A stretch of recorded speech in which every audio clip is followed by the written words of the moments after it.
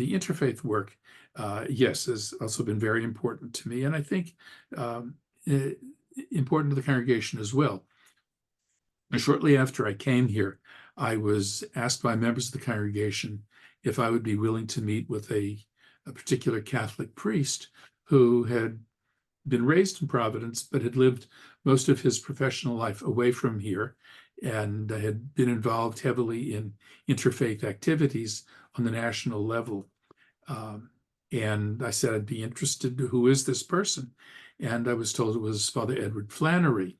Mm-hmm. Edward Flannery was a giant in the interfaith world. He had written a pioneering book on Christian anti-Semitism. It's called The Anguish of the Jews. It had been published at about 65, and I read it when I was in seminary. And I mean, he was a giant of a leader. I mean, he really was. And the opportunity to meet him was great privilege. And once we met, we agreed to co-chair a rabbis and priests dialogue in Providence. We met monthly. The family who had introduced me to him sponsored lunches for all those years, and we met at Temple Emanu-El, and we had a good contingent of rabbis and of local priests who met together and talked about a whole variety of issues.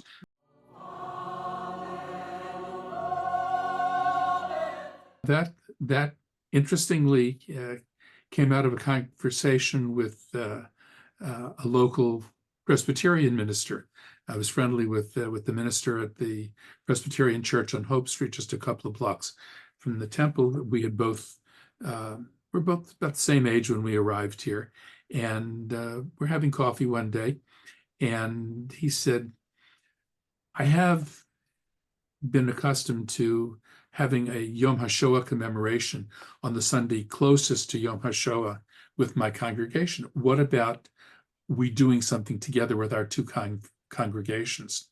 And I said, I'll go you one better, because I was already involved with Father Flannery. I said, why don't you organize the Council of Churches, and I'll organize the Board of Rabbis, and I'll also talk to Father Flannery and get the Catholic Church involved. Let's have a statewide interfaith event, not just our two congregations. So that's what we did.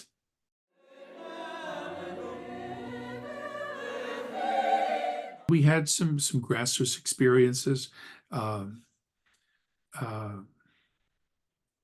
remember one program that a series of programs that emerged from a relationship that I had with Reverend Maria de Carvalho, who at the time was the dean of the Episcopal Cathedral on North Main Street. She'd called me up and asked if I would like to do a joint project with her congregation and ours, to visit each congregation, we to visit with them on a Sunday for services and then talk about what we experienced, and for them to come to us on Shabbat and then have Shabbat dinner together, talk about what they experienced, and also go to Harvard Divinity School to hear a lecture by a Jewish professor who's an expert in Christianity, which we did. And so this led to a series of meetings between our two congregations, the people who self-selected to attend this. And it was very rich and very stimulating.